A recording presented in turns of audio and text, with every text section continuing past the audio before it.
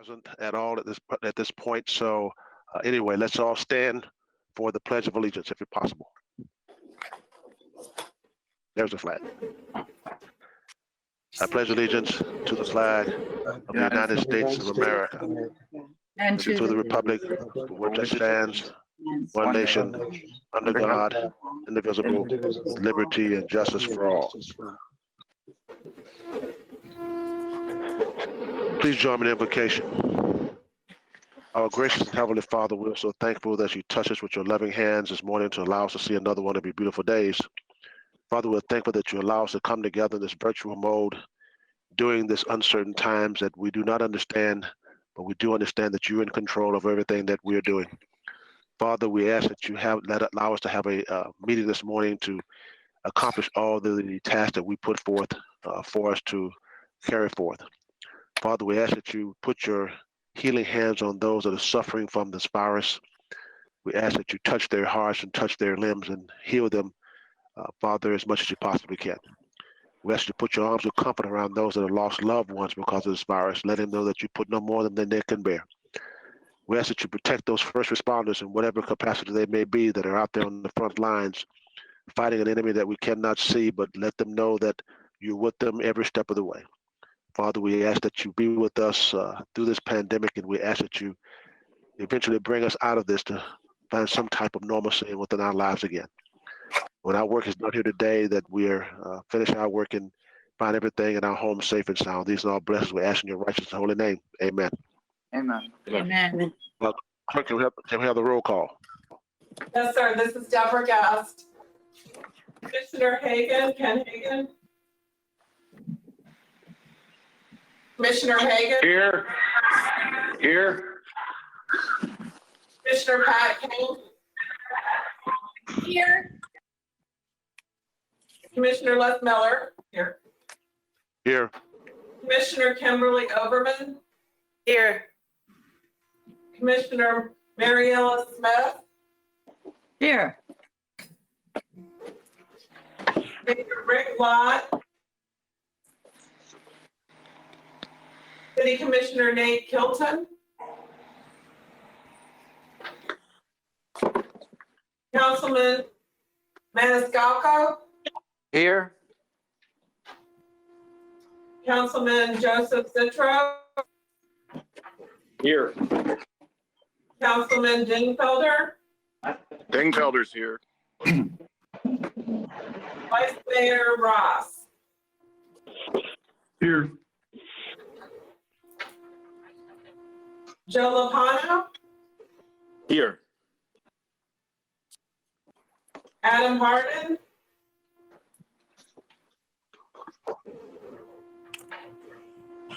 Paul Anderson. Charles Klug for Paul Anderson. Charles Black. Klug. Luke, I'm sorry. Melanie Williams.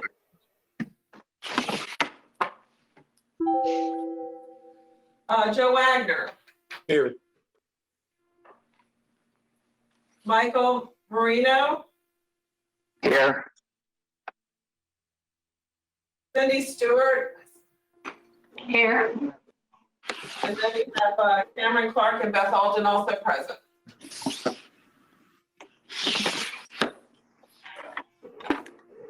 I take it we have a quorum. Okay. All right.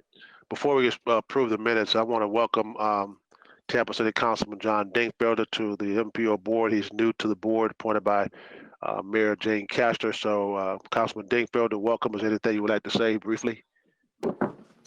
Thank you, Mr. Chairman. It's an honor and pleasure to be back on the MPO board. Okay. Thank you very much, sir. Welcome again. The minutes from the April 14th, 2020 meeting, I think you all received those minutes. Is there any correction or addition to those minutes? Hearing none, is there a motion to approve the minutes? So moved, Maniscalco. Second by Overman. There's a motion by Councilman Maniscalco, second by Commissioner Overman. Please call the roll for approval.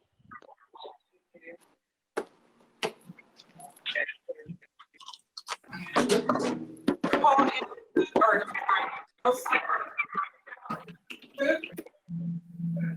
Yes. Getting a lot of noise. Please call the roll for approval of the minutes. Yes, sir. Commissioner Kemp, Yes. Mr. Hardin.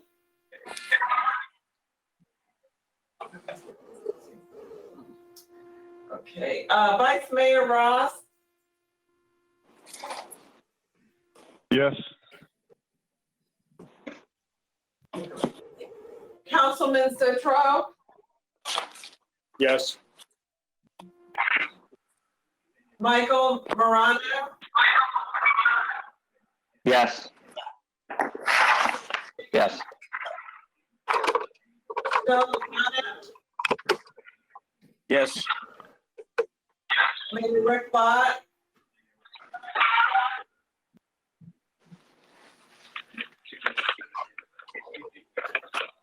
Commissioner Miller, Yes.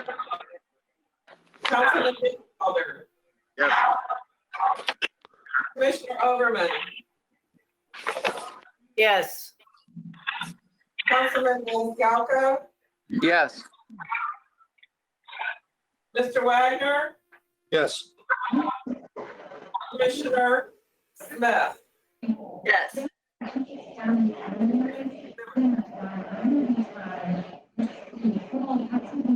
Stewart? Yes. Cindy- Yes. Okay. That's it. Motion passes. Look, folks, we're getting a lot of noise in the background. I don't know where it's coming from, but if you know that's you, please curtail the noise. It's interfering with hearing from the clerk when she's calling the roll. Do we have any public comment this morning? I didn't receive any names. Is there any public comment? Any public comment? I do not see any Third time. public comment. Pardon? There is no public comment. Okay, thank you very much. Let's move to committee reports. Mr. Bill Roberts, CAC Chair. Good morning, Mr. Chairman and members of the MPO Board. I'm Bill Roberts. I have the pleasure of chairing your Citizens Advisory Committee. The CAC has not met since your last meeting, so my report will be very brief. You do have 3 TIP amendments on your agenda today. They have been reviewed and forwarded on to you with the CAC comments for recommendation.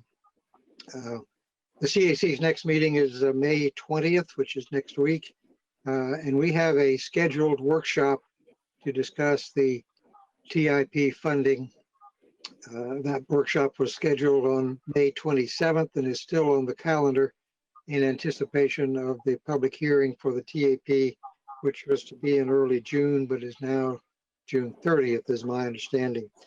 So if we have both those meetings, I will report back to you next month.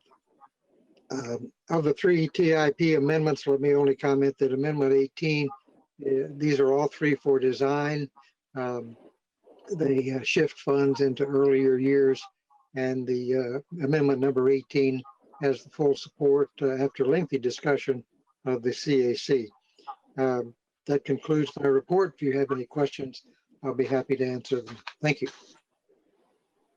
Thank you, Mr. Roberts. I don't see Ms. Alden telling me if we have any questions at this point. Thank you very much. Ms. you. West, MPO staff. Yes, good morning, Chairman and board members. Wanda West, MPO staff.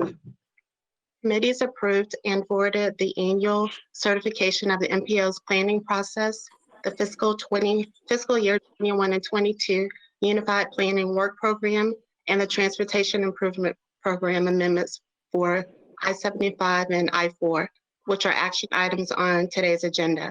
Regarding the UpWp, the Transportation Disadvantaged Coordinating Board members noted that the community health impacts, storm evacuation forecasting, and bus stop assessment studies would be most useful for the transportation disadvantaged.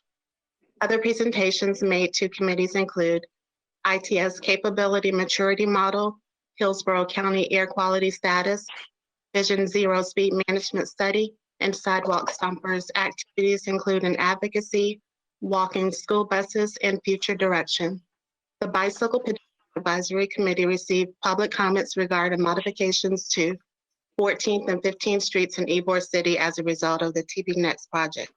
They also received comments about the need for a redesigned speed study for Bayshore Boulevard.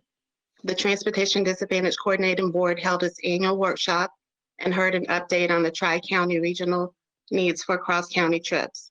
The board learned that the Advantage Rides pilot project and Sunshine Lines weekend trips have been provided through the Commission for Transportation Disadvantages, MCOR's funding. The TD Board approved fiscal year 2021 Sunshine Line service rates.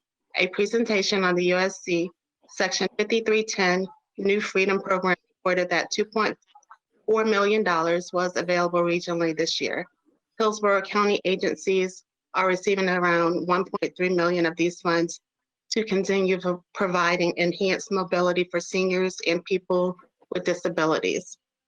Staff received emails from Mauricio Rosas expressing concerns about the warehouse boom between Tampa and Orlando and about T-BARTA's BRT community input meetings. He felt they were not conducted fairly. Mike Lamarca emailed regarding the Greenway on US 301 and cleaning up crash scenes. FDOT has responded to his email. Tom Rass submitted a public records request for information regarding the Independent Oversight Committee, language utilized in the IOC's media plan and the sales tax money. Sharon Calvert submitted public records requests for a copy of all communication between Beth Alden and Josh Frank since October 1st, 2019, and all communication and documentation related to the MPO's recent GPC contract procurement process. In addition, all communication between Beth Alden and Commissioner Kimberly Overman since January 1st, 2019. The content of the emails and public records requests in their entirety have been provided to all board members electronically. There were no Facebook comments or voicemail messages received prior to the meeting. That concludes my report. Thank you, Ms. West. I don't think there are any questions. Ms. Alden, any questions? Okay, thank you. We're now You're moving to action items, and all action items require a roll call vote. The first one is the TIP amendments for I-75 and I-4.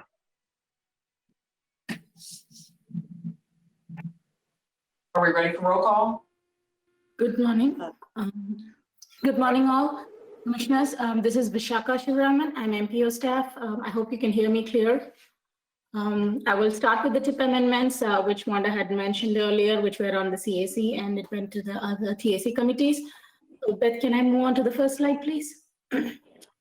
Yes, ma'am.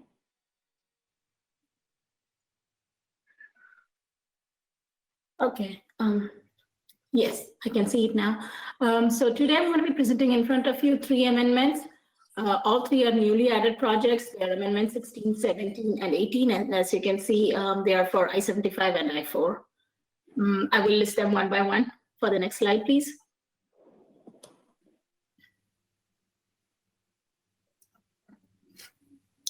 Yes, so this project is for I-75 from US 301.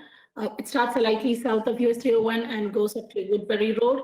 This project is for rehabilitating the rigid pavement and ramps on I-75 in this location, which is marked in the green. You can see in the green marked arrows. The project is currently in the design phase. The amendment will add about 1.75 million to 2021 and for construction anticipated in 2020. And I will show you the comparative report in the next slide. Yes, as you can see here, this is, you can see in the comparative slide, it's a newly added project and you won't see any previous project in that. And as you can see, it's ACNP funds, which is advanced construction funds. And the amount added is 1.75 in 2021. Thank you. Next slide, please. So this project is almost the north of that location previously shown in the other project, and it's for I-75 from north of CSX Railroad Broadway Avenue to south of Fowler Avenue. This project will also rehabilitate the existing pavement and also make the other changes. The project is currently in the design phase, and it's also meant to add 1.76 million in FY 2021, and the construction is anticipated in 2023. The comparative report, please. So this is the comparative report. Again, that's the same project. I mean, it's the same as you can see here previously. It adds 1.76 million to FY 2021, and the same funding code as ACNP Advanced Construction Funds. Next slide, please.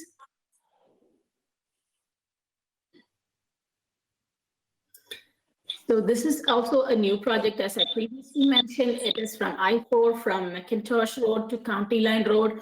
This is a pretty long segment. It's about 11 miles.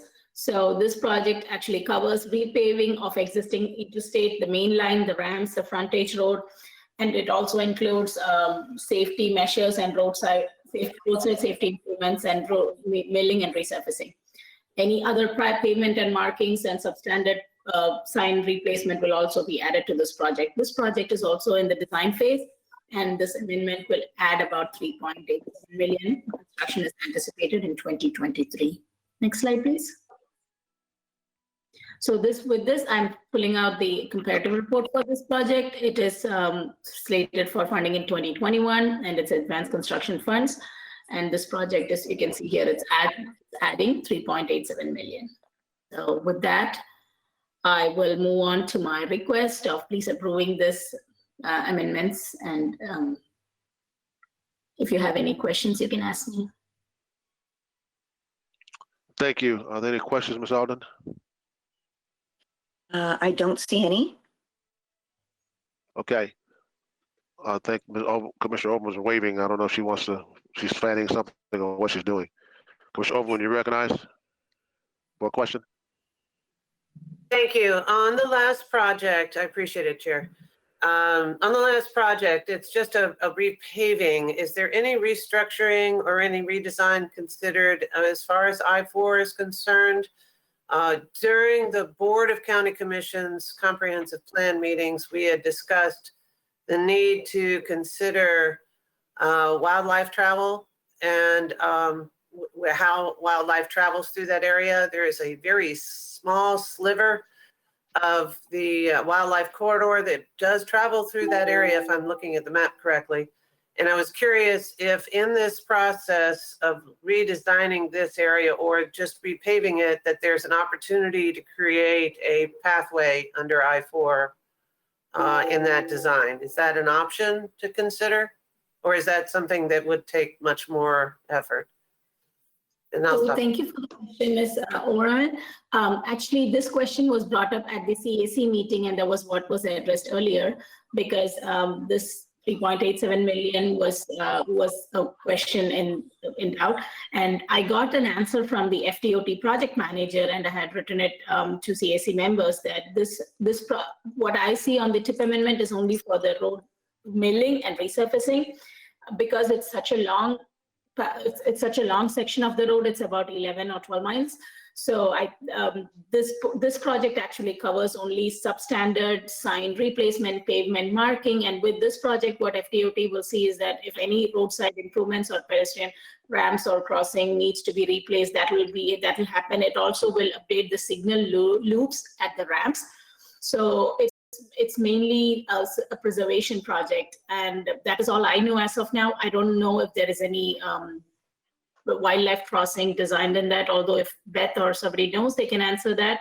But if you want to check more on that, I can check that, and I'll get back to you with an answer for this particular question of wildlife crossing. Yeah, I don't like spending money twice. And if we're going to resurface this road, now's a good time to take a look at that as an option, since what we're doing right now is approving the design cost. So thank you very much for your answer. I appreciate it. Thank you. Are there any further questions? Any further questions? I don't see any Any questions in further the chat Okay. box. What's your pleasure? Thank you, Commissioners. You're welcome. What's your pleasure? Move to approve. Second, Commissioner Overman. Who moved Joe to Wagner. approve? Motion by Mr. Wagner, second by Commissioner Overman to approve the TIP amendments for I-75 and I-4. Seeing no further discussion, please call the roll. Mr. Charles Klug, Yes. Commissioner Pat Kemp, Yes. Vice Mayor Andrew Ross, Yes. Councilman Joseph Citro, Yes. Mr. Michael Marino, Yes. Commissioner Kent Hagan, Yes. Mr. Joe Lapano, Yes. Mayor Rick Lott, Mr. Adam Harden, Commissioner Wes Miller Jr., Yes. Councilman John Dingerfelder, Yes. Commissioner Kimberly Overman, Yes. Councilman Guido Maniscalco, Yes. Mr. Joseph Wagner, Yes. Commissioner Mariella Smith, Yes. and Cindy Stewart. Yes. Cindy Stewart? She's right. Cindy? Cindy Stewart, can you She hear us? voted yes. Okay, thank you.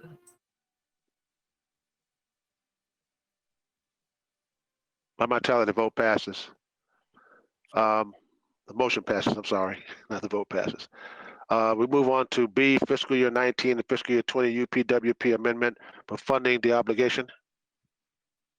Good morning, Commissioners. This is Allison Ye, also with your MPO staff. The next two action items actually, pardon me, have to do with the Unified Planning Work Program. So the first one we see here is the fiscal year 19 and 20, the obligation or shifting of funds, a routine administrative task we do to close out funds at the end of 2 fiscal years and moving into the new work program. Next slide, please.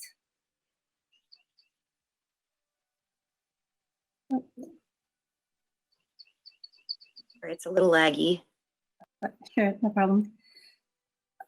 So this current work program is going to end on June 30th of this year. And as I mentioned earlier, we're going to shift the funds that are unused into the next work program. So that in the next slide, I'll detail that more, but it's in some specific tasks, tasks 2, 3, 5, and 6, which are primarily our planning tasks. And in particular, task 3, which is our data task, we had to not do traffic counts this year because of the health emergency we're having. And so some of the large number of those funds are being moved into the next fiscal year. And when we move them, they will become available again July 1st, 2020. Next slide, please. This is just a snapshot of what's being moved. It's in task 2, the system and quarter planning task, task 3, the long range plan task, task 5, public participation, and task 6, the coordination task. And this is only our federal funding. And it amounts to approximately 332, almost 333,000. And it's in compliance with the DOT standard that we move no more than 20% of our funds carrying into the next fiscal year. It's only about 9% here, actually. Next slide, please. And there are some other housekeeping items we are doing along with this amendment. So there were some minor equipment expenditures that weren't needed. So we're shifting those to pay for staff hours. There's unused FTA funds that are more useful next year. So those are also being moved into the next work program. And you'll see that in the next presentation.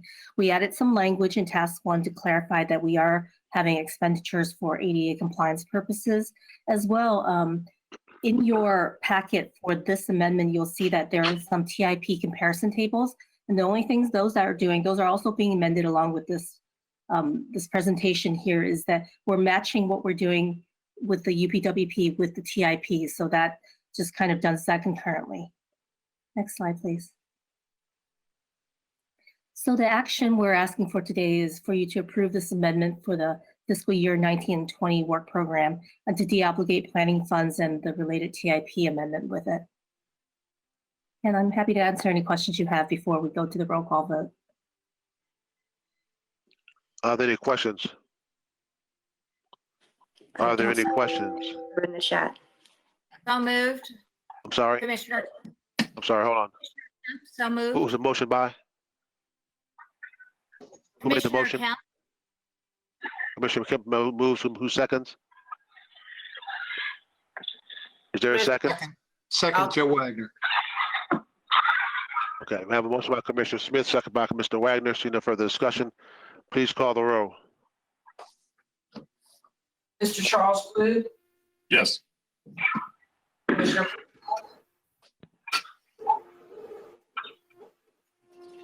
Commissioner Pat Camp, Yes. Whoever's calling the roll, excuse me, whoever's calling the roll, we can't hear you. You're fading out. okay, is this better? Yes. Ms. Molly Williams?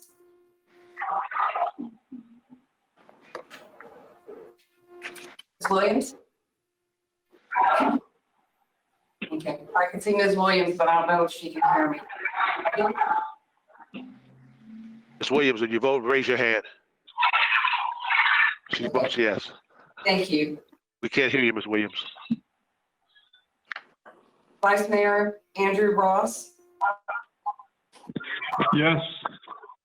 Councilman Joseph Citro, Yes. Mr. Michael Marino, Yes. Commissioner Ken Hagan, Yes. Mr. Joe Lopano, Yes. Mayor Rick Lott, Nate Kilton,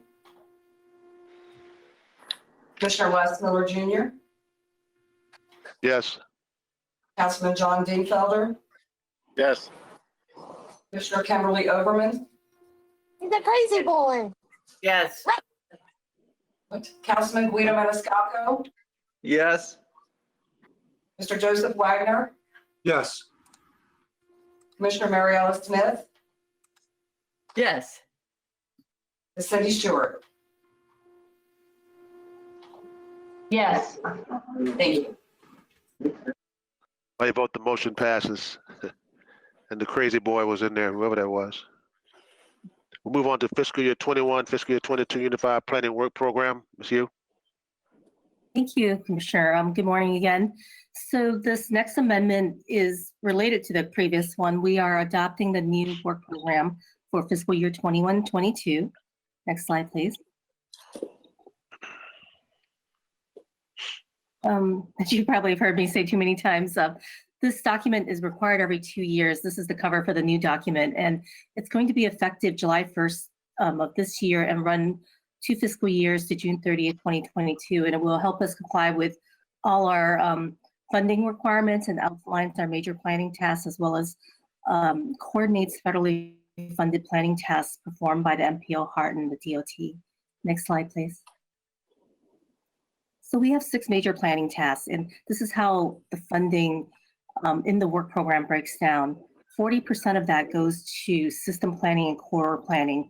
That's probably the largest portion, the projects you're going to see later. Task 3 is long-range transportation plan and data planning, and takes about 22%. And then there's the TIP, the public participation and engagement task, and the local and regional coordination and planning task. 90% of our funds go directly towards planning, and 10% goes towards our compliance and management activities. Next slide, please. A snapshot of our budget. It hasn't changed from what I showed you last month, but essentially 2.8 million, including carry forward funds from the previous year, and approximately 2.4 million for the second fiscal year, which will start next July 1st. The majority of the funds comes from the first 3 rows. You see PL for planning, STP for surface transportation planning, FTA for Federal Transit Administration. Those are our federal sources.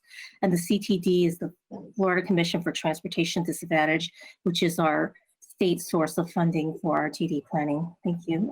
Next slide, please. This critical path project slide is something you saw last month when I came before you. And these are basically our projects that we have to do for federal compliance, and projects, one project, the Plant City project, that's moving forward from this year to the next year to be completed. It's around 615,000 and has the same things you saw last month: the data platform, data analysis, smart cities, traffic counts for the county and Tampa, the TD planning, our urban planning fellowship program, our Vision Zero implementation and reporting, the Plant City project, and the regional coordination with other MPOs. Next slide, please. So if you recall from last month, we showed you a list of jurisdiction requests as well as committee requests, and then a list of projects that have been suggested to us. Those discretionary projects, after we showed them, we asked the board members to select their top 5 preferences, and we would program those into the work program for the next 2 years. So here's the list with how the votes came out. We received about 63% of the board participating in this voting process, and from top to bottom, with highest to lowest votes, is multimodal safety reviews, the storm evacuation shelter in place scenarios, the HART bus stop assessment, trail feasibility, freight supply chain and resilience, the community health impacts of the LRTP, electric vehicle facility needs, and including the charging stations, Southeast Plant City Transportation Plan, and school and park speed zones. So this represents everything that received more than 2 votes. The budget is going to be approximately $900,000 for all these projects. And with that, next slide, please. Okay, I think we're missing a slide, but the next slide for me is to tell you that we went through the committees in April, brought the draft to the committees, and today we're hoping that this document will be adopted so that we can transmit that to the Department of Transportation by Friday, so that we can have our funding in place by July 1st. I believe it's also another roll call vote, but I'm happy to answer any questions prior to that. Thank you. Are there any questions? Ms. Stewart, I see your hand. You recognize. Not a question, just a comment. So can we go back a slide? Sorry, it's hard to have the agenda up and have the screen on. I feel like we have 2 computers going as it is. So I'm really excited to see that the multimodal school safety study is at the top of the voting list. That makes me really happy to hear that we're going to talk about students and their safety and the safety around schools where a lot of children and parents and families congregate. So the only thing that I would ask before we approve is that we potentially talk about expanding the sites and expanding the scope of this work. This work originally only included 10 schools, and the data is now, Lisa will have to correct me, or Beth, it's at least 2 years old for sure. Maybe a little bit older than that. So I would ask that within the scope that we review the existing schools. There were 10 schools that were originally at the top of the list that fell as the most hazardous, that we went out and had city and county officials and FDOT review the things that needed to be, and they started working on that stuff. But I think we need to re-review those and potentially expand the scope. We currently have 251 schools within the district. And I know there are more than, that need, and that does not include charters, which have no busing from the district whatsoever. There's not a lot of walking to those. There's a lot of car riding and parents in parking lots. And then the other thing is, if we're going to talk about how kids get to schools and talk about these reviews, at one point, Lisa Silva and I had been in conversations with both the county and the district and MPO staff about creating what we called family-friendly maps, which are the ability for a parent to have a map of where their school is and alternate routes to get to that school, either by bike or by trail or by walking, that the school district could distribute. We would not own them, but they would be something that we could give out to families and say, we're not telling you what route to take because we can't do that, but here's safe routes for you to get to and from school. And if there are suggestions or ways that we can make changes for those routes to be safer, I'll give you an example. When we did the school safety review recently at Benito Middle School,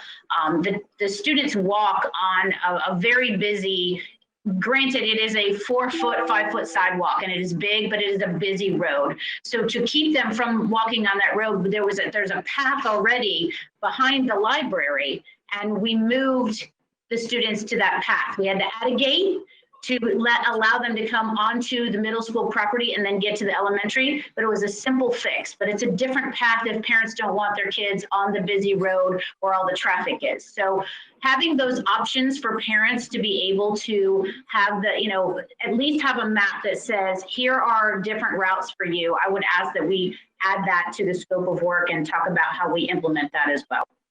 Ms. Alden, I know you're familiar with all of that stuff. Welcome to the webinar. You have entered as an attendee in listen-only mode. Scheduling our next in-person meeting once we can convene groups of that size.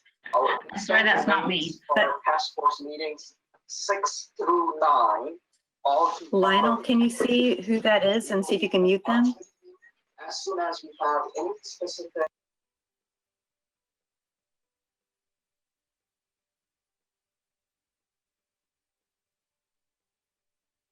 I think Lionel has probably muted everyone so that we can maintain order. So let's try to leave ourselves muted as much as we can. Ms. Stewart, great comments. I think with the number of board member votes supporting this study, there's some pretty clear direction that we should focus some of our resources significantly on the multimodal school area studies. So certainly expanding the scope to update the status of the previously reviewed schools, and then looking at some additional schools and looking at those family-friendly maps that you mentioned.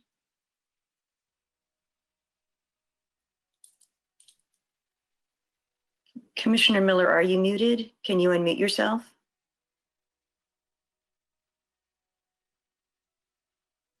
They can now. Okay. Thanks, Can Lionel. you hear me? We can Can now. you hear me? Yes, sir. It's not good to mute the chair now. Come on. Okay. We have a motion and a second, and whoever muted me, I'll deal with you later on.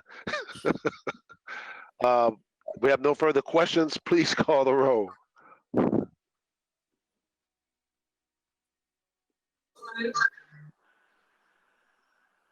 Unmute the clerk. Yeah, she's not muted. Okay, Mr. Charles Just Klug. left the meeting, huh? And Mr. Klug hear me? Okay, he can just jump in when he unmutes himself. Commissioner Pat Kemp.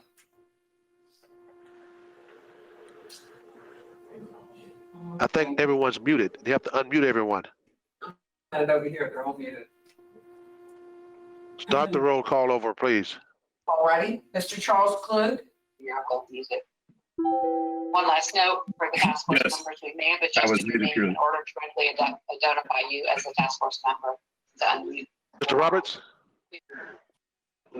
I think that's Bill Roberts. Okay, did I receive a yes from Mr. Klug? Okay, Commissioner Pat Kemp. I'm not hearing a response. Melanie Williams. Please hold on 1 second. Please hold on 1 second.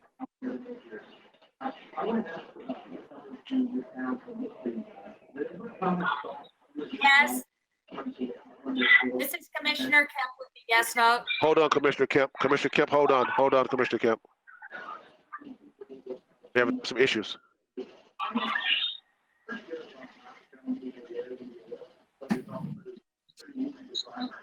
I vote yes. Charles Klug.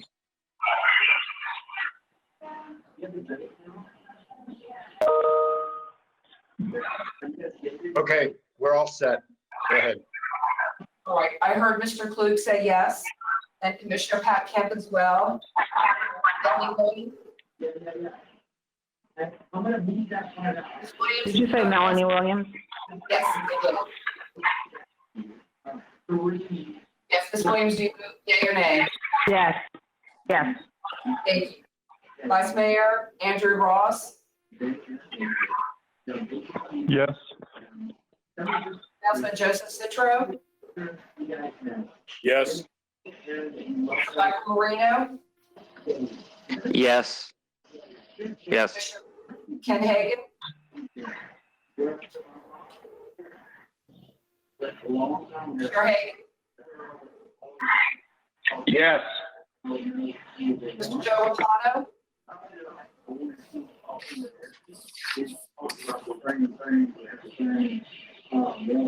Joe Rapano, Commissioner Les Miller Jr., Yes. Councilman John Dingfelder, Yes. Commissioner Kimberly Overman, Yes. Councilman Guido Maniscalco. He is still muted. Let me see if I can get him unmuted. It says self-muted right now. Councilman, can you? That's a yes. Maniscalco, I'm here. Yes. Thank you. Thank you. Mr. Joseph Wagner, Yes. Commissioner Mary Ellis Smith, Yes. Ms. Cindy Stewart. Cindy? Okay. She votes yes. Thank you. Thumbs up. Yes. By your vote, the motion is adopted. Now move to the annual certification of MPO planning process. Mr. Wong. Good morning, board members. Can you all hear me clear? Yes. All right, great.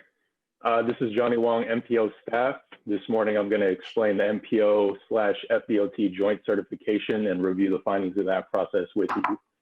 Next slide, please. MPOs have many responsibilities assigned to them under both federal and state law. To ensure that we're meeting all the requirements under those laws, every year we work with FDOT to complete a process called joint certification.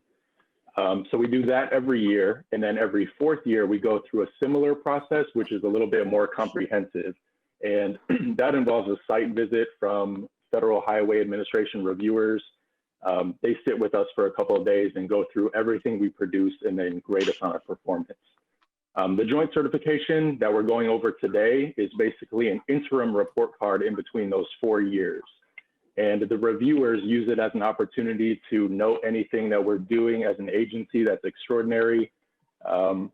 Staff from either FDOT or FHWA can identify either recommended or corrective actions if they find that we're not meeting all the requirements. And it basically boils down to a fairly extensive checklist. And then when it's completed, we submit that to the state and to FHWA for final review. Once we successfully complete this process, that allows us to maintain our eligibility for federal funding. Next slide, please. For this review period, we had a lot of achievements noted, which basically amounts to a good report card. And we're going to walk you through some of the things that we got highlighted for in our review. Next slide, please.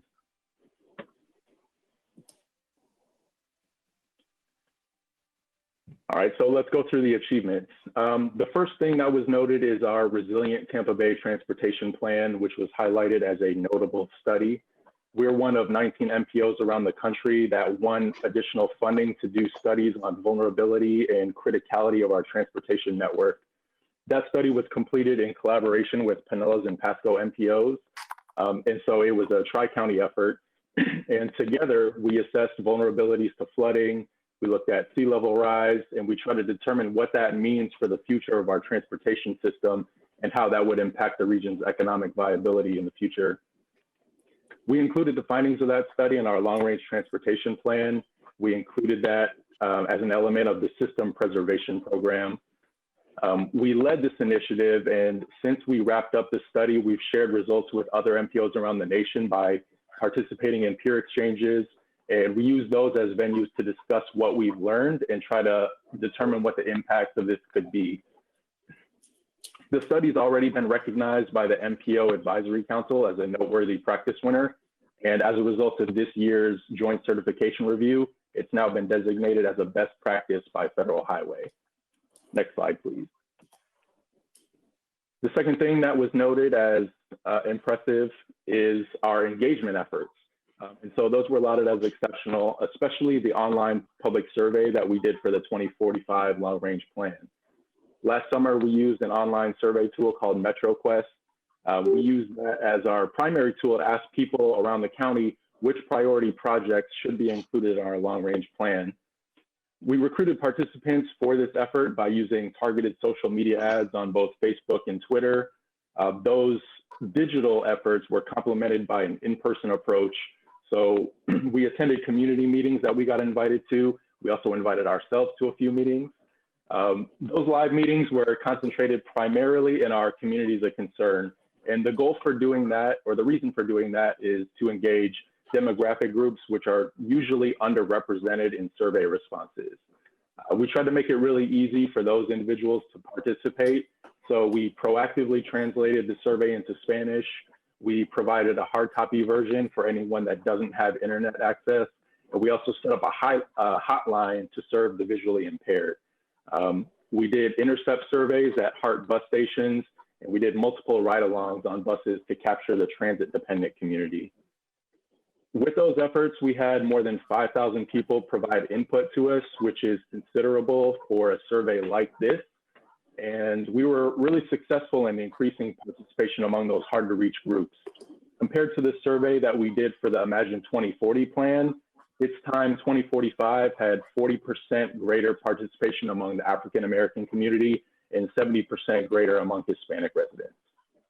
Next slide, please. Third, the Gulf Coast Safe Streets Summit was noted. So last year we hosted this summit at the Hilton in downtown Tampa. The event was a collaboration among 6 MPOs across the region, which came together to share their experiences in planning for safety. That event was well attended. We had more than 400 safety advocates come and participate in Vision Zero safety-oriented discussions. Next slide, please. Fourth, our target setting process for complying with MAP 21 requirements was recognized by the Federal Highway Florida Division. They especially gave positive notes on our methodology.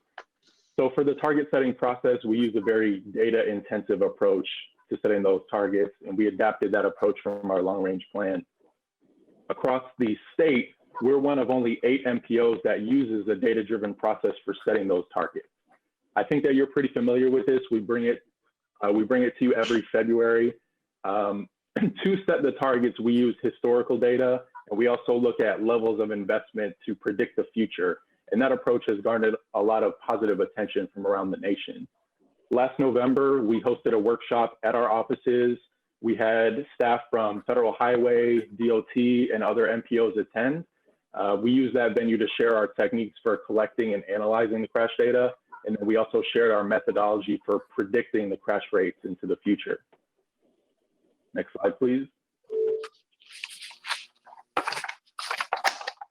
We were also noted for our Healthiest Cities and Counties Challenge, AKA the Garden Steps Challenge. That was highlighted positively by reviewers. Last year, we were awarded a grant from Aetna, which is pretty notable because receiving funds from an insurance company is definitely a first for this MPO. That money is allowing us to continue our work expanding access to healthy foods and food deserts. And we do that through a combination approach of education, garden building, and then enhancing access to grocery stores. Next slide, please. We got 2 recommendation comments from FDOT, and both were positive. The first is regarding risk assessment. And in this context, what that means is that the financial risk to FDOT for providing grants to us for planning purposes is low. And so we're in the low risk category, and DOT reviewers recommended that we remain there.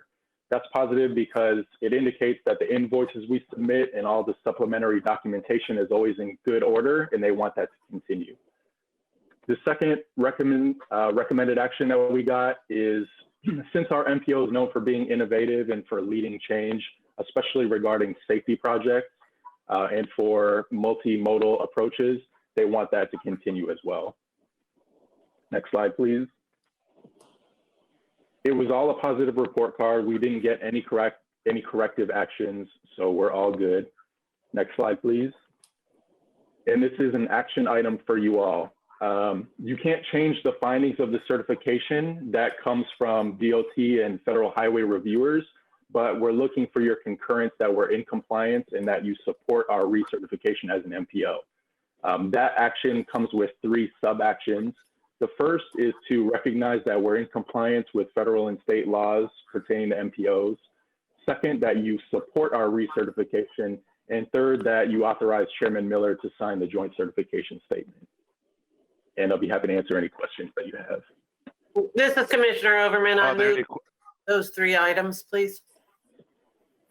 Is there a second? Second, Mariella Smith, seconds. There's a motion by Commissioner Overwood, second by Commissioner Smith. Are there any questions, any discussion? Hearing and seeing none, please call the roll. Mr. Charles Klug, Yes. Commissioner Pat Kemp, Yes. Ms. Melanie Williams, Yes. Vice Mayor Andrew Ross, Yes. Councilman Joseph Citro, Yes. Mr. Michael Marino, Yes. Commissioner Ken Hagan,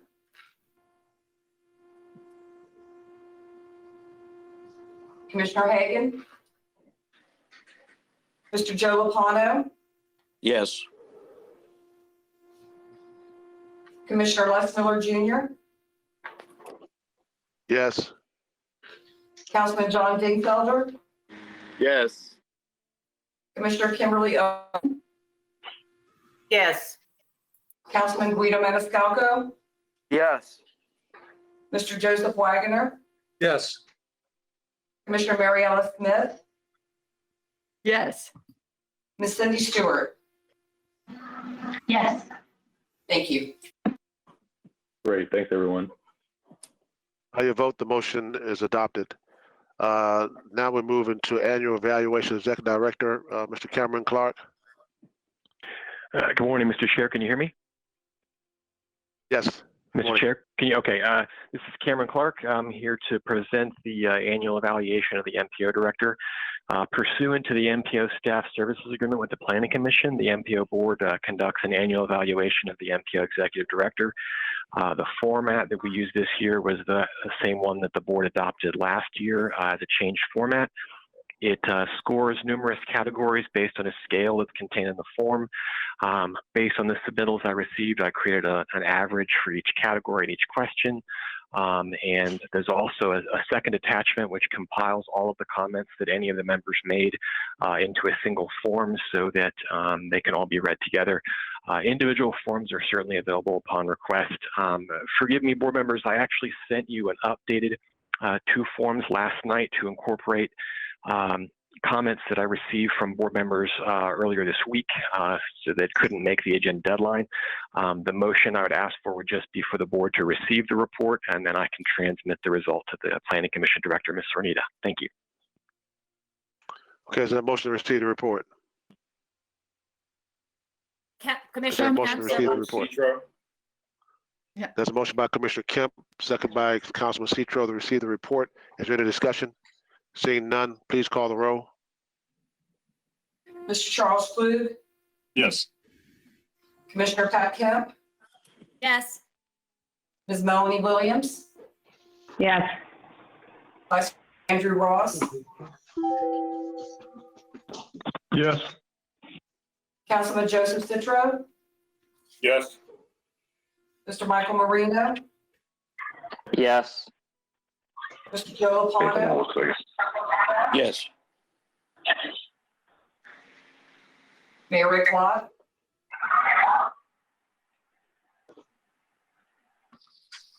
Commissioner Les Miller Jr., Yes. Councilman John Dingfelder, Yes. Commissioner Kimberly Overman, Yes. Councilman Guido Maniscalco, Yes. Mr. Joseph Wagner, Yes. Commissioner Mariella Smith, Yes. Ms. Cindy Stewart. Yes.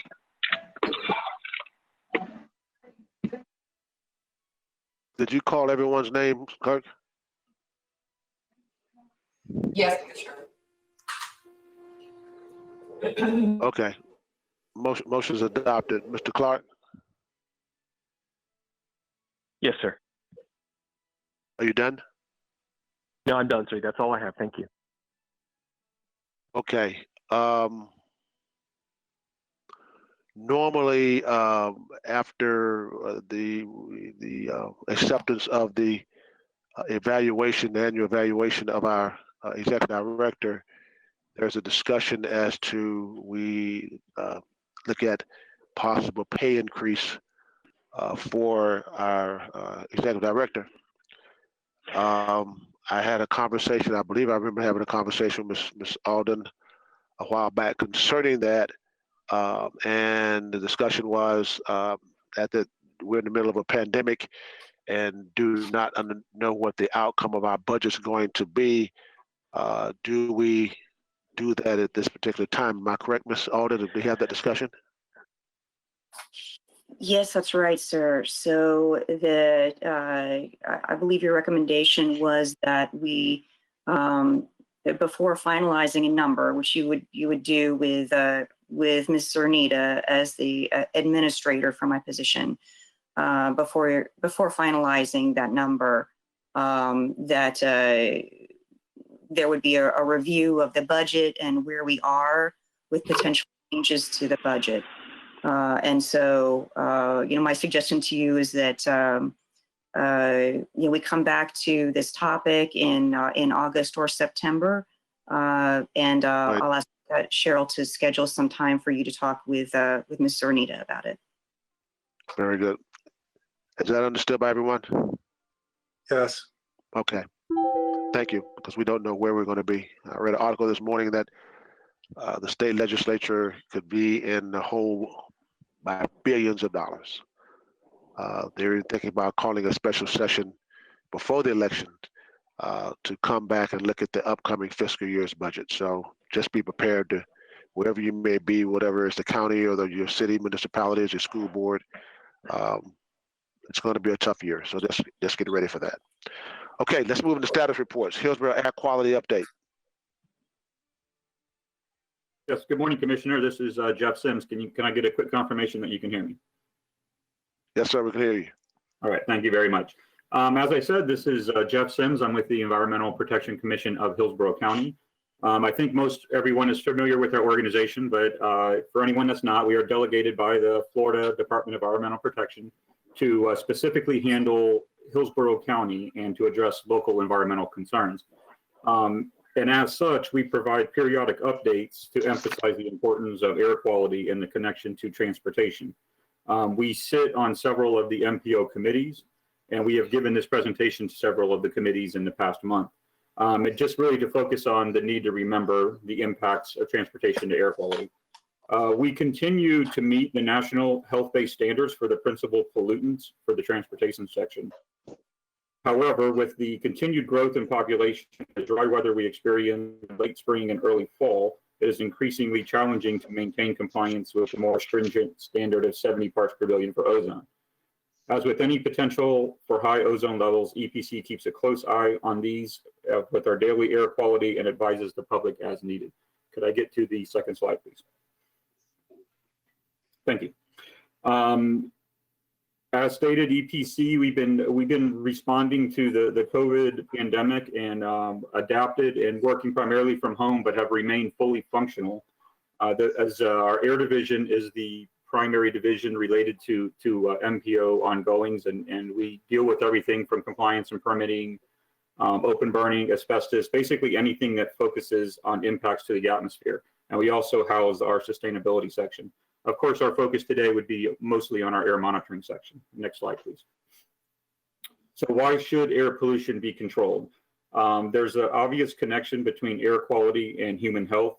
Respiration is an obvious basic function for humans and animals, so the quality of air consumed is a direct relationship. I think this is pretty obvious for everybody. The science has proven this and through the respiratory aspects and the limitation of lung functions and then its potential effects on cardiovascular system. Also kind of bringing into the mix is the potential environmental effects. If there's a very heavy ozone concentration, it can damage vegetation, reduce photosynthesis, and impair reproduction and affect agriculture. Next slide, please. So looking nationally at this trends data from EPA, it shows a significant increase in the gross domestic product and the daily vehicle miles traveled, along with the steady growth in population. However, the good news is that the long-term emissions are trending down and continue to decrease, which is shown on the slide to the right. One thing to notice is while the trends are good, you may see the light green line in the middle that's trending just barely below that dotted line. Okay, that's for ozone. And as you can see, it's barely meeting the standard, and that's true in Hillsborough County as well. And I'll discuss that in a little more detail coming forward. Next slide, please. Now, looking a little more locally, EPA requires that we monitor for these 6 criteria pollutants to determine compliance with the federal standards. And all of these can be harmful at elevated levels. The first 4 are most associated with transportation, particularly the first 2. I'm pleased to report that we are now in attainment for all 6. We recently moved from non-attainment for SO2 and lead, and those were related to some point industrial sources that has really been a success story as different processes were undertaken to reduce the emissions. And again, ozone will be the one we'll be focusing on moving forward. And next slide. So a quick overview of our monitoring network. We have 11 air monitoring stations that run continuously and take filter-based samples. It measures the regional pollutants for population exposure. As you can see, they're primarily canvassed around the bay, as its shoreline has many industrial sources, and it's also a major transportation sector nearby. As we'll be talking about ozone, it's measured at 4 of the sites in South County at Simmons Park, at Davis Island off of Gandy Bridge area, and then at our flagship station in Sydney in eastern part of the county. I'd like to focus a little on the right picture. That's our Monroe station. It's called our Near-Row site because it's specifically placed to measure the impact of motor vehicles and diesel emissions. It continually measures for fine particulate, black carbon, carbon monoxide, nitrogen oxides. I believe it's only 1 of 5 in the state. It's located just to the east or just to the west of Julie B. Lane Park, and it was started in 2015. It was a federal requirement that we add these to evaluate transportation emissions. And this was cited intentionally next to the highest traveled roadway segment. Next slide, please. So looking at the graph here, it's a fairly good indicator. We have 1 station, and it's very much affected by wind, as you can imagine, because if the wind is moving away from the direction of the interstate, in this case, which is north, you wouldn't be getting as the readings exactly the same. So you really have to look at this data over a large gap of time. I just pulled a short snapshot here from February 18 through the 20. And without going into too much in the details, you can see that the trends mimic what you would probably expect, that the peak times are usually around 8 in the morning and then 6 o'clock at night when the traffic is at the highest and there's the most idling on the roadways and so forth. The most significance that I would emphasize is that all these concentrations are well below the health-based 1-hour standards. Now, one thing I would bring up for discussion here is from the current pandemic with the COVID-19, the isolation and sheltering has significantly reduced the traffic on local roadways. So an obvious question is the air quality better? Well, intuitively, there's less vehicle emissions, so less pollution is released into the atmosphere. Using this station's data, we compared the average emissions from this previous March and April to the average of March and April from the previous 3 years. And the NOx emissions were approximately 20% lower. So we are seeing what appears to be a reduction, which is what we would expect to see. It's very initial data and we need to continue to analyze it, but it is showing that it seems to be as we would expect. And that's one of the few positives that I guess we could try to pull from this whole pandemic. However, not all pollutants are created equal, so let's focus briefly on ozone. Next slide. As I mentioned, ozone is a primary pollutant of concern. There's the bad ozone at the lower level, and of course, there's the good ozone at the higher stratospheric level. Our focus is on the bad ozone, of course. It's a secondary pollutant. So that's a little finicky because it is involved, it's a reaction between VOCs and NOx in sunlight. So I don't want to go too science on you here, but it's like the best word to describe it is finicky. So that's why our current time of March and really April and May is the peak because of the meteorological effects. There's a huge meteorological factor when it comes to to dealing with ozone. And we'll see as we go forward. Mr. Sims, we're losing you. Oh, I'm sorry. Can you hear me now? You're breaking up, sir. Okay, let me. Can you hear me now? I'm not sure why I'm breaking up. That's better. Go ahead. Okay, I'm hopefully rounding the corner here. So as you can see with the graph, it used to be that the point sources industry was the primary contributor of NOx, which is the main component. And over the years with increased regulation, it's really evolved into the transportation sector. So it's got a bigger piece of that pie on the right. Next slide, please. Okay, so briefly, I put this, okay, we jumped one slide, I think, which is okay. I put this slide on there. We are in attainment. It's kind of a spoiler alert, but just to reference that it would be significant if for MPO and locally, if we were to go non-attainment, we'd have to develop a state plan. It could affect how the CMAQ money is distributed. We'd have to do conformity analysis, which involves modeling. It would be very staff intensive. There could be tighter requirements on industry. Yeah, there's just a lot of things that would be involved, but I'm not going to house the notes because, like I said, we are in containment. So next slide. So as shown, we are in attainment, but we are close. It's based on a 3-year rolling average, and the graph has got a lot of numbers on the left. But if you looked in detail, it would show that Hillsborough is the highest in the state. There's a lot of factors for that. Traffic congestion, the industry located on the bay, probably where there's a hypothesis that would just because we don't get a sea breeze because we're kind of blocked by Pinellas, that it tends to stagnate more, especially this time of year. So again, meteorological factors are significant. So are the ozone levels lower with the reduced traffic? Well, most likely yes, but on paper, it's a little bit difficult to describe. And because of these factors, and I say that because we just recently had an exceedance on April 3rd and May 2nd. Those are our only two this year, but we really wouldn't have kind of expected that because of the reduction from traffic. But it's really quite interesting if you looked at the meteorological factors, especially on the May 2nd, it was like two highs bracketed Florida and shot a trough right down in Hillsborough County. Sims? Yes. We're losing you again. I'm sorry about that. I'm not really sure why. Yeah. How about now? Go ahead, sir. Okay, I'm going to try to wrap it up quick. Not sure why I'm losing it. But anyway, the main idea is that the meteorological factor, we believe that we will still continue to meet the standard for ozone, but it only takes a series of poor days that could affect this. Next slide. Okay, these are pretty straightforward, just showing that we want to continue to emphasize areas in the board we would like to consider to reduce impacts to air quality. This would be electric vehicle operations, things that would reduce vehicle truck and idling and so forth. Basically things that would reduce single occupancy transit. Next slide.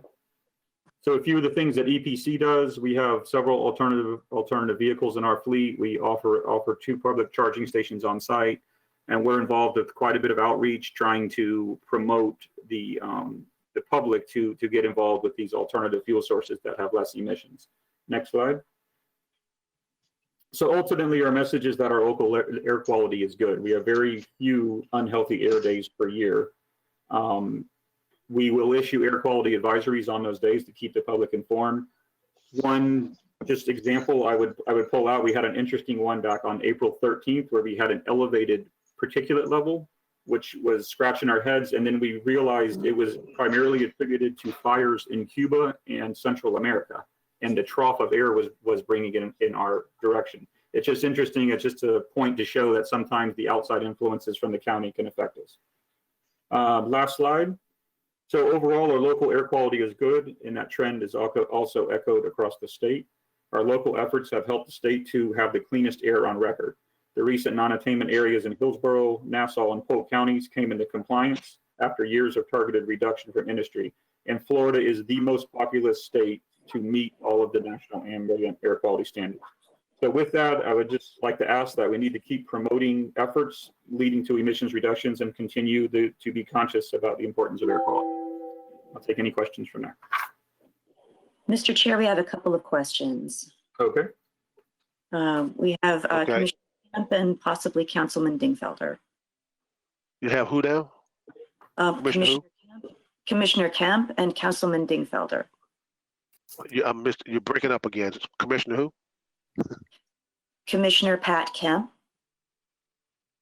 Okay, Commissioner Kemp, you recognize. Thank you. I just wanted to first of all say this was a really excellent report and so important in this time of coronavirus. And I think that indicates why one of the reasons we should always be paying attention to this, but certainly as we know, this is a respiratory disease and it's affecting people with pre-existing conditions like asthma. As we also know that surrounding our interstates is a zone of high asthma, childhood asthma, other asthma and other disease. And this is because of the emissions that we're getting from cars and vehicles on these roads.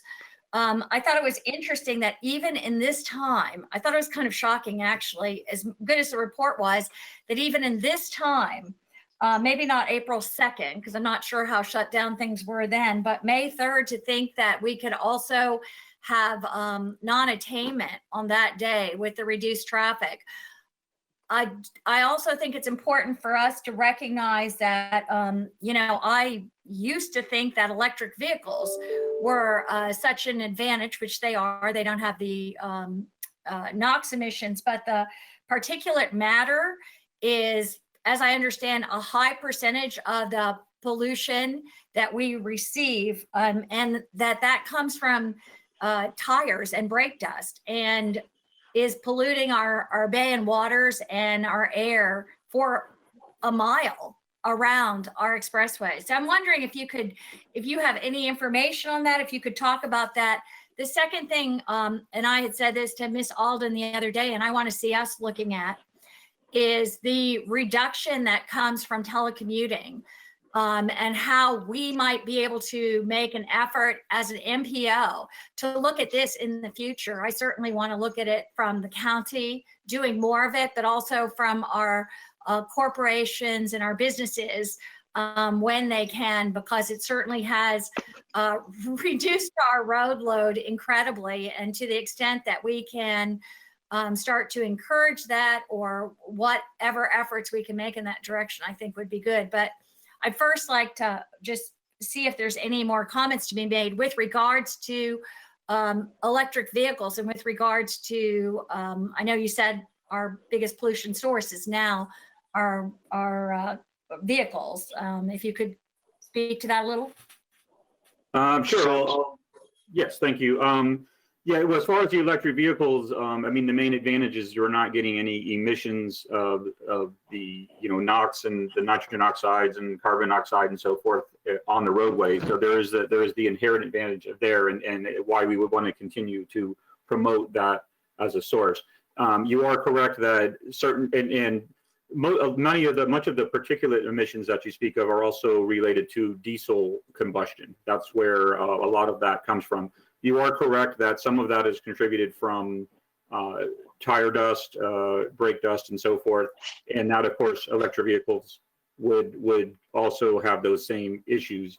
Although electric vehicles tries to recover power by using the braking to help charge the system. So sometimes they actually use less brake because the engine itself is recovering the power. So there would be a little bit of a secondary advantage there with a little less brake dust, I suppose. But the tire dust tends to be a little heavier. That would be more so along the roadways, but it can become fine, and it can affect the areas around the interstates. I don't have the hard numbers in front of me, but I could certainly ask our monitoring section to, you know, give a quick, provide me with a quick summary of what they're reading on the fine particulates, at least at the near road site on Monroe. But it is, you know, that's why we monitor it. And I can tell you that it is well below the national air quality standards, and that station is located there because it's the busiest segment in the county on Interstate 275. So the numbers that we record have been low. Hopefully that addressed what you were kind of looking for. And the second issue on the telecommuting, all I would say is we absolutely 100% would promote it as an agency, and it just for the impact of the reduced traffic on the roadways and the correlated reduction in emissions that you just spoke about. Okay, Ms. Alden, who else? Thank you. Okay, who else we had? Yes, sir. Councilman Dingfelder indicated that his question has been answered. Pardon? Commissioner Smith would like to ask a question. Commissioner Smith, you recognize. Thank you. Excellent presentation, and something that we are becoming more and more aware of the importance on many levels. Like, I mean, we've long been aware that the NOx pollution from our roadways and automobile traffic not only pollutes the air, but pollutes our bay. It's one of the biggest polluting ingredients to our Tampa Bay, and one of the biggest problems there. But is it now that we're becoming more aware of the dangers, making people more vulnerable to respiratory viruses like we're dealing with now, would it be the particulate matter? Which of these pollutants are the most dangerous for people in terms of not only making us vulnerable to respiratory viruses and like we're suffering now, but also for childhood asthma and other respiratory ailments? Honestly, I'm not a health expert, so I couldn't give you a completely educated answer. I can tell you that our studies show that all of them can be unhealthy in highly concentrated levels. Particulate at least you have the ability, depending on the levels, like people wearing masks nowadays, that should control the most intake of particulates that might be in the air. So at least there's the potential advantage to have a secondary control that you could enact on your own person for those, as opposed to the aerosol ones that are in place with the remaining ones.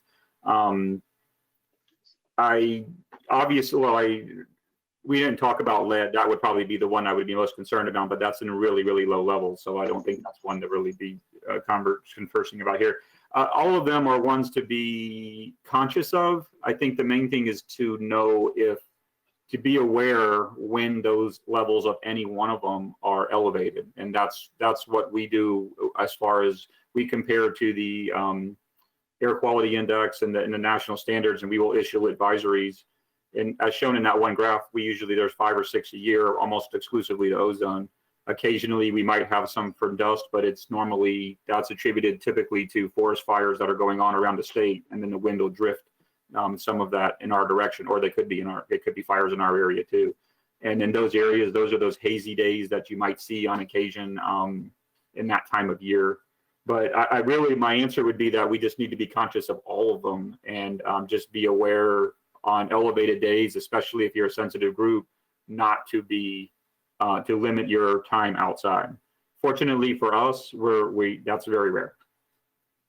Thank you. And as I'm reading more about and learning more about the pandemic we're facing, I'm reading the health experts saying that it's actually the long-term exposure to these pollutants that is making the difference between who is more or less vulnerable to the disease. So the damage done to the lungs over time is not something, we'd want to start having our citizens mask themselves daily, ongoing, to avoid, like you see in parts of Asia. So hopefully we can do as much as we can to address that, the emissions, before making people protect themselves with masks and stuff. Thank you. Ms. Alden, was there any other questions? I don't see any others, sir. Okay, let me say this about the program. I think we're having some issues with the web program because I think everyone speaking is going in and out, in and out. In fact, Ms. Alden asked her question. She's going in and out, in and out. I don't know if it's my computer or it's overall. Everyone having that same problem? No, just me? I'm not Okay. having it at all. I hear everything fine. It's me. They're sabotaging my computer. What can I say? All right. Among all the other nasty emails I get, this is sabotaging my computer. Okay. All right. We're going to move on to Transportation Disadvantaged Service update, Ms. Ogilvy. Good morning, and thank you for the opportunity to address you and bring this report to you. And I presume everyone can hear me. Thank you, Commissioner. Yes, ma'am. So I am going to give you an update on the results of our review from 2019. Next slide, please.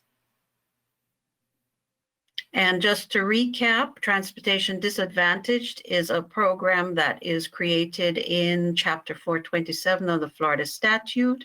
It comes from state funding, as Allison just highlighted in her presentation. We provide transportation for persons who have physical or mental disabilities, have low income status or age, and are unable to transport themselves. We highlight children at risk, and that includes foster children. The Commission for Transportation Disadvantaged oversees all 67 counties, and the Florida statute requires a local planning agency, and that's why we are involved in this whole process, all from the statute. Next slide, please. So in Hillsborough County, this is what it looks like. Every county has a little different feature to the Transportation Disadvantaged program.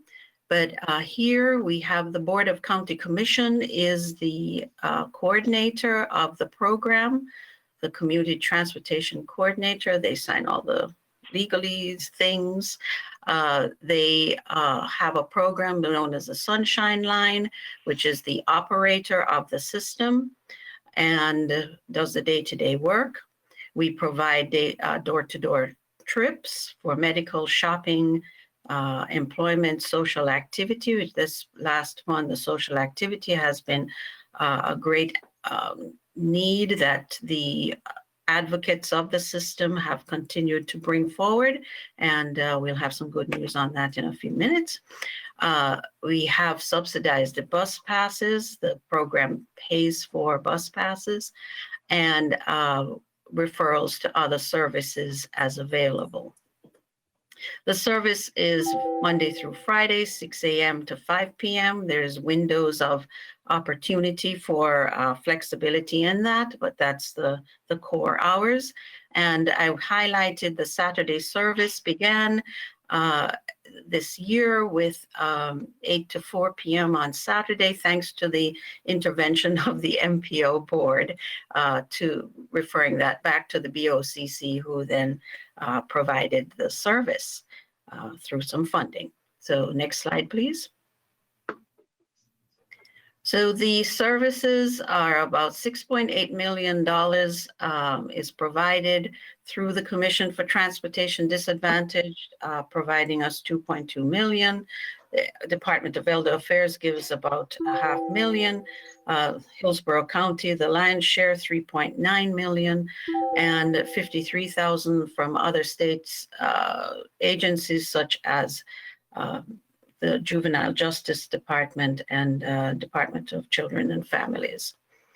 That totals about 327,688 trips a year, door to door. Next slide, please. Some of the accomplishments of this system that we focus on, the Sunshine Line, they have traveled over 1 million miles. This is up from 2018. 7% increase in door-to-door service trips, and they are providing more nutrition and life trips than medical now, which is kind of curious.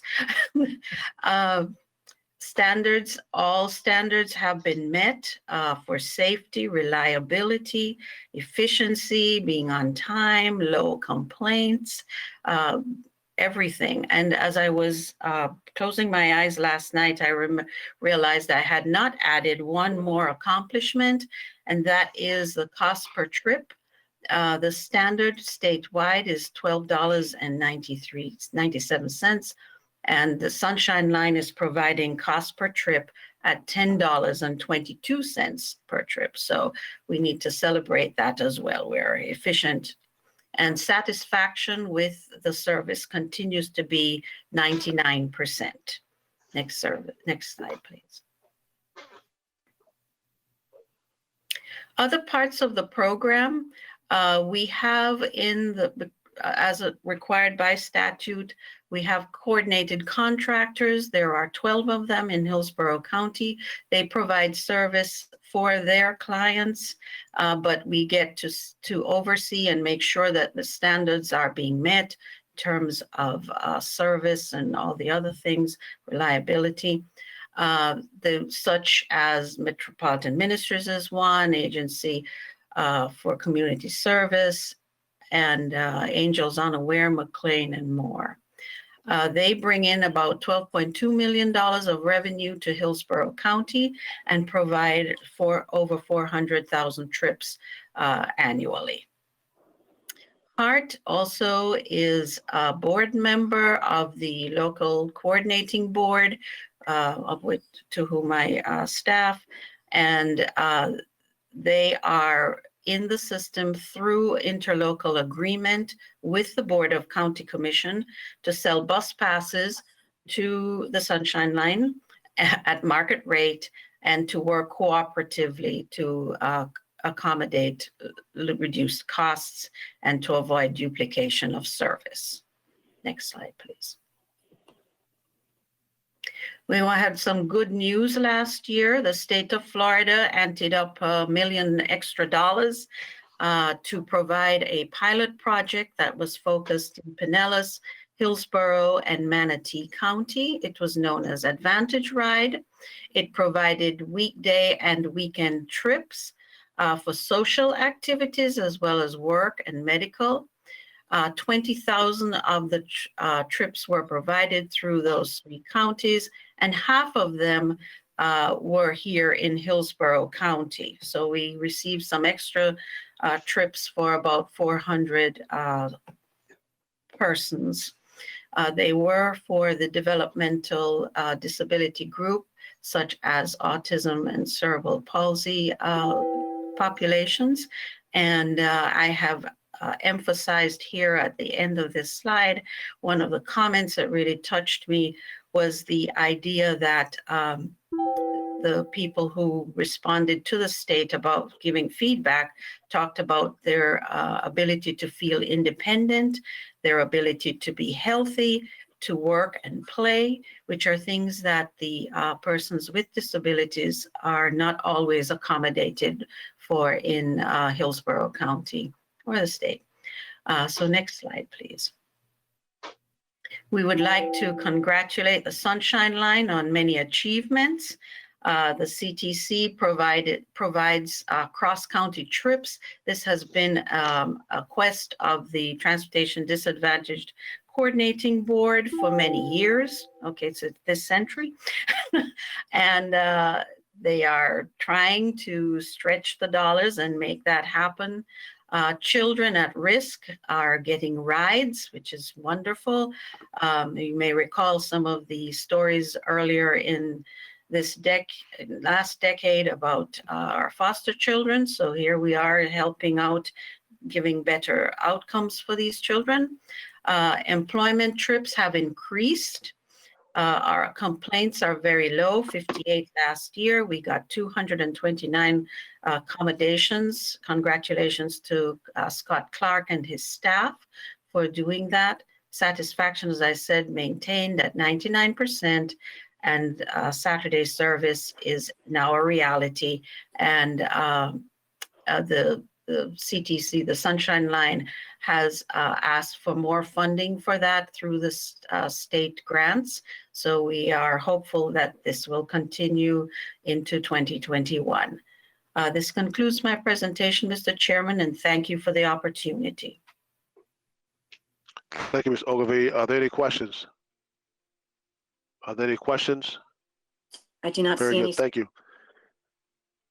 Okay. Thank you. Thank you. Executive Director's report. Thank you, sir, and thank you, board members. It has been a pleasure working with you this past year, and I appreciate the comments that you've given me in your reviews. And so I'll be circling back to several of you about your suggestions. As you know, we are continuing to work remotely. We are coordinating with Hillsborough County Facilities about an upcoming reopening of the county center building to the public. So more on that soon, I hope. We have continued to hold, almost without change, the public meetings of the MPO's advisory committees and of course the board through this virtual meeting format. But I do have a couple of announcements of upcoming changes that I wanted to make sure are on everybody's radar screen. And so the first one is a postponement of our annual public hearing to adopt the Transportation Improvement Program. That's to give us as much time as we can before the state deadline to submit the TIP. Give us as much time as we can to provide opportunities for in-person feedback as well as virtual feedback. So we do anticipate holding this public hearing with a combination of in-person opportunities and continued virtual opportunities for the public to participate. Our board workshop on managed lanes, that's looking at potential tolling policies, getting some best practices information from other parts of the country, bringing in a couple of out-of-town speakers. That was originally scheduled for June 19th. And we are suggesting postponing that so that our speakers can travel. One possibility, again, is to do that virtually, but we believe that there will be more benefit from an in-person meeting if possible, and we could make those speakers available to other groups while they're here in town. So there could be some, spring off benefit. So we're proposing to postpone that to October 14th and hold a board workshop on managed lanes in place of our regular board meeting in October. We don't typically have a whole lot of business to conduct at our October board meeting, so I think we can work around that. Our quarterly regional meetings are still on the calendar for July 10th, starting at 9:30 a.m. At the Plant City campus of Hillsborough Community College. Our independent oversight committee, as you know, our MPO staff is providing support for the work of the independent oversight committee for the transportation sales surtax. The oversight committee is required to provide an annual report and hold a public hearing.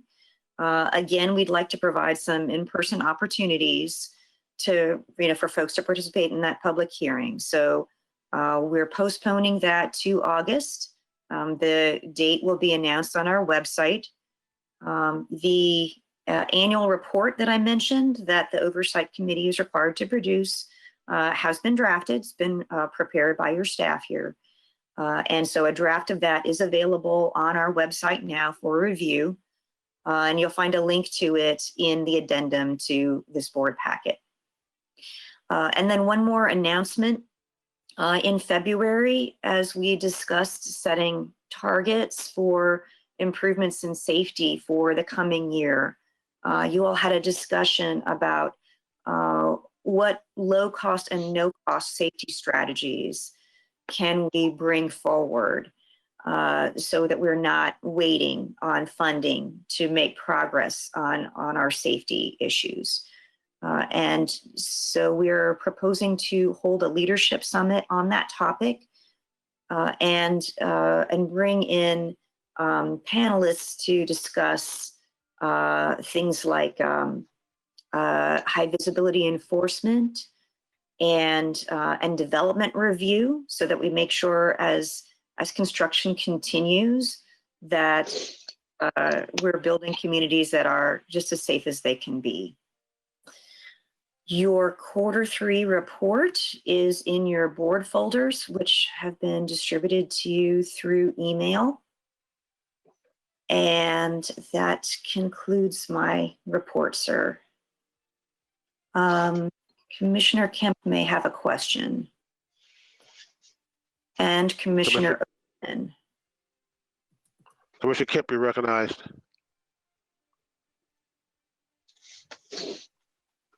Thanks. I don't have a question. I just noted that I lost you for some of when you spoke. I thought everybody did, but maybe not. Okay, was everyone able to hear me, or would you like me to repeat? Good? No, we heard you. Okay, thank you, sir. Commissioner Overman, be recognized. Thank you, Commissioner Chair. Overman, be recognized. Beth, thank you very much for your report. It's good to see what we have in the future. And I just want to ask the chair and the rest of the board to consider accommodating virtual meetings for any meetings going forward until further notice, and making arrangements as such.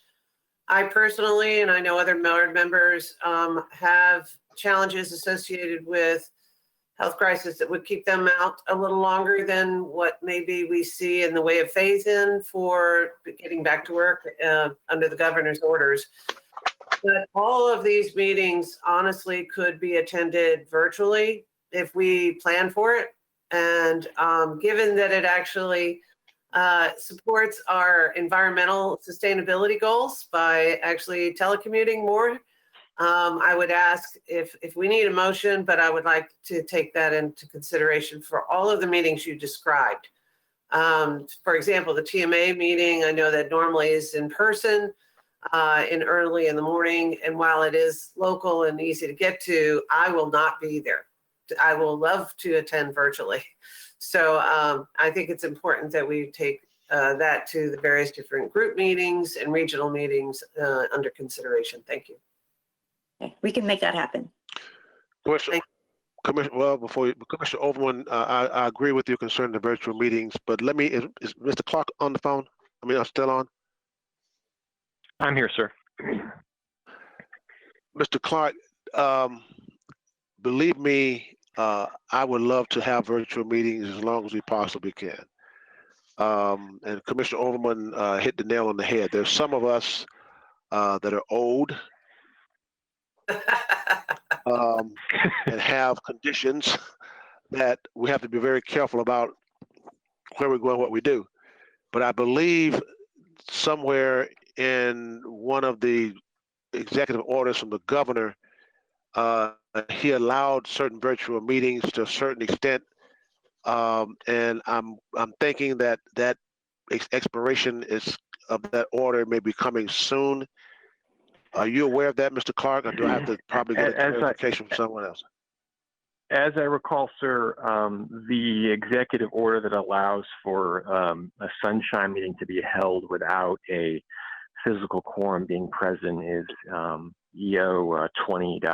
I believe the last thing I saw was that it's now been tied to, it's part of that phasing thing that the state's doing with reopening. I think it's been tied now to another executive order that I believe now has been extended to, and I'll double check this and I can send emails to the members, but I believe it's been extended to the first week of July. But your concern is, of course, right on point, which is that we're only able to meet virtually for as long as an executive order creates that sunshine law exemption.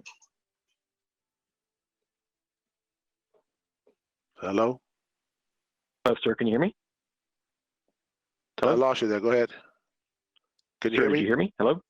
Yes, I can hear you. I lost part of what did everyone hear what you said? You lost part of it? I think we heard it, sir. We heard it. I lost part of what he was saying. So Cameron, Okay, follow-up question. Yes. What he was saying, folks, is that if I remembered right, he was on point, is that the virtual meeting concerning Sunshine came out on an executive order from the governor that he tied into his phase 1. And I remember there was a date that expiration for virtual meetings expired. I think he said it was July 1, if I'm not mistaken. Am I right, Mr. I believe it's early July. Yes, I believe it's. Yeah. It might not be the 1st of July, but I think it's early July. Yeah. To So share, we can continue. Mayor Ross, I'm sorry.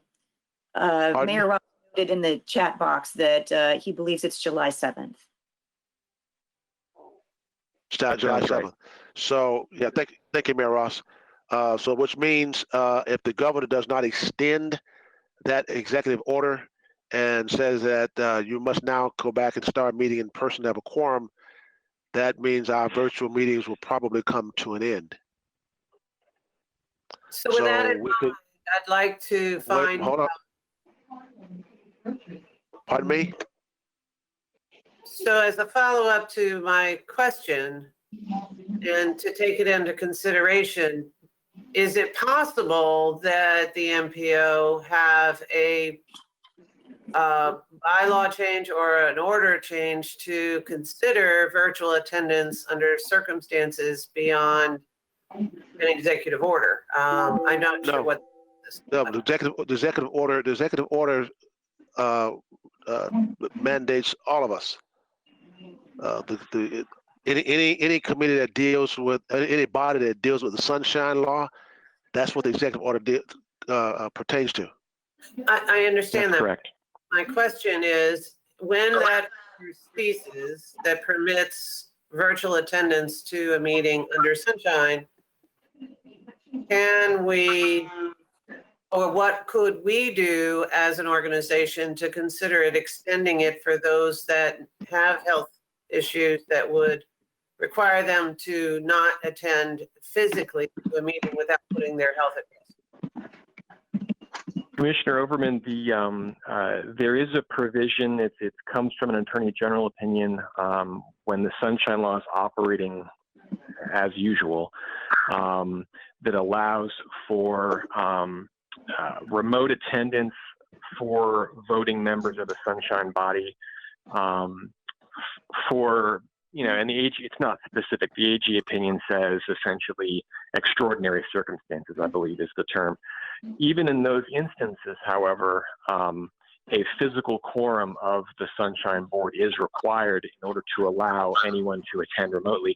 We've actually done that before when, I want to say, former Mayor Chalura of Temple Terrace had a city budget meeting at the same time as an MPO TIP public hearing, and he essentially attended both things by attending the MPO remotely. It's a case-by-case basis, and there are really no definitions that are provided in the statute. It really comes from an Attorney General opinion, but that's those are really the only exceptions that are allowed for under Sunshine. Otherwise, I can't think of a bylaw change or anything that would have any effect on this. Since it's Sunshine Law, it's something that all Sunshine bodies are bound by.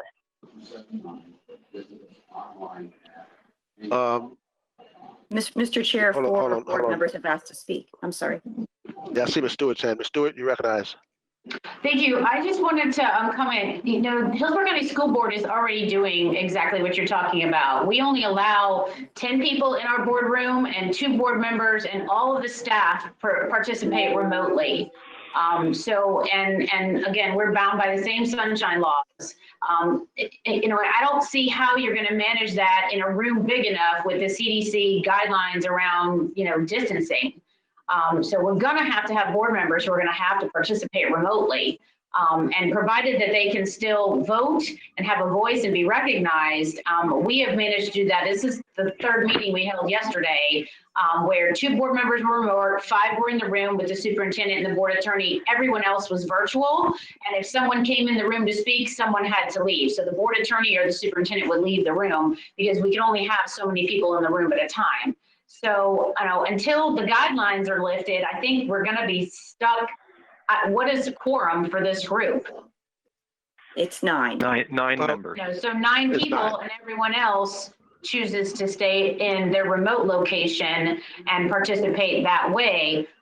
It's a challenge with technology. I'll tell you, after 3 meetings, we're still, there's still a couple of glitches. We froze yesterday, we lost audio, but for the most part, voting is done. We're doing vote by hand instead of by roll call. We're doing, making motions in the same manner. And it seemed to work okay without, and still making sure that we're, abiding by sunshine. So just food for thought. It is being done for other elected bodies. Ladies and gentlemen, understand what I'm saying. I understand that. I understand how it works. The county commissions continue to do that. But we have to adhere to the governor's executive order, and the executive order expires July 7th. I think that's what Mayor Ross said. I don't know how we're going to continue, how we're going to be able to go back and have full meetings in our chambers. I just don't know how we do that. I know the county commission, we're so tight in there, there's no way in the world that we can have social distancing. It's no way in the world we can have audience to come in there. So I do believe that the governor is going to have to extend his executive order that we continue to have virtual meetings like this. I hope he does, because I'm not going to really want to go back into a chamber for a meeting. I can't do it. I just can't. So I do believe we're having this discussion now, but it all depends on what the governor does. I do believe he's going to have to extend that executive order above and beyond past July 7th, because I just don't see how we do that. Who else wanted to speak, Ms. Alden? Yes, sir. Commissioner Smith, Councilman Dingfelder, and Mayor Ross. Commissioner Smith, you recognize. Thank you. And I agree with all the comments and understand the difficulty of adhering to the sunshine law. I think we may soon find out, I'm concerned that we may soon find out that large office buildings are the next cruise ship, the next meat packing plant, the next gathering of possible vectors and clusters for this disease. I'm concerned about that. But if we have to, come to a place where we have to have arrange for public hearings in the way that the school district is beginning to do, and I know the city council is beginning to do, maybe the next best plan B is to make some elaborate arrangements like that for our tip hearing, for the actual public hearings, but still have things like the Vision Zero Leadership Summit, which is more of a workshop thing, virtually. And the advantage of doing that virtually is we could throw it open to public, other groups to at least listen to, if not, fully participate with hundreds of people, but maybe there could be some virtual commenting arranged. But what I'm saying is I think that there are some things we could still do virtually, even if we had to do a couple of the major public hearings in person, and or with a physical quorum, at least with some members participating virtually. And that would at least reduce the exposure for people if we weren't just going all in with everything. Councilman Dingfelder, do you recognize? Thank you, Mr. Chair. Yeah, I concur with Ms. Smith. And I'll defer to our legal counsel, but it's my understanding that only where we're going to take any board action are the strict sunshine requirements. So there's probably a little more leniency in terms of continuing with virtual meetings if we're not taking action. On meetings where we have to take action, we either have to be under the governor's order or be together with a minimum of quorum. That's the statute, the way the statute reads. But the other thing I was going to offer, Mr. Chairman, was at City Council, we are reconvening and transitioning back to in-person meetings at the convention center for our quasi judicial zoning hearings, et cetera. And we're doing that starting in June. I think that it's, you know, I can't offer it obviously, but if Mr. Chairman and staff contact city administration and the mayor about possibly coordinating some of our future summer meetings at the convention center, you know, we're planning on spreading out, you know, big time, potentially where each one of us would have our own 6-foot table. And even though I agree with you, Mr. Chairman, I'm definitely feeling old and vulnerable. But in that situation, you know, I think we'd be a lot safer. There's plenty of ventilation. And also there's technology at the convention center that we'll be using to, you know, to make sure that it's available to the public who doesn't want to come down. So just a suggestion, Mr. Chairman, I'll leave it at that. Thanks. Thank you. Mayor Ross, you recognize.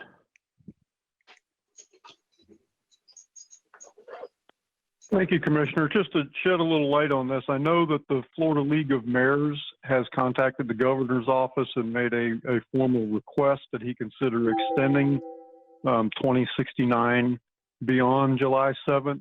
I'm told that other organizations have done the same thing. As of yesterday afternoon, they've received no response, but many of the same things that we've just said over the past 20 minutes have been sent to the governor for his consideration also. So I know that this is not just an issue for us. Okay, very good. Anyone else? Okay, thank you. Is there any old business we have to take care of? Any new business? Seeing none, thank you all for being on the call today, the web meeting today. Stay safe. I'm not going to talk about masks because I did that the other day and I got some very nasty emails, so I'm not going to do that. Just stay safe. That's all I'm going to say. And with that, we'll adjourn. Take care. Bye-bye.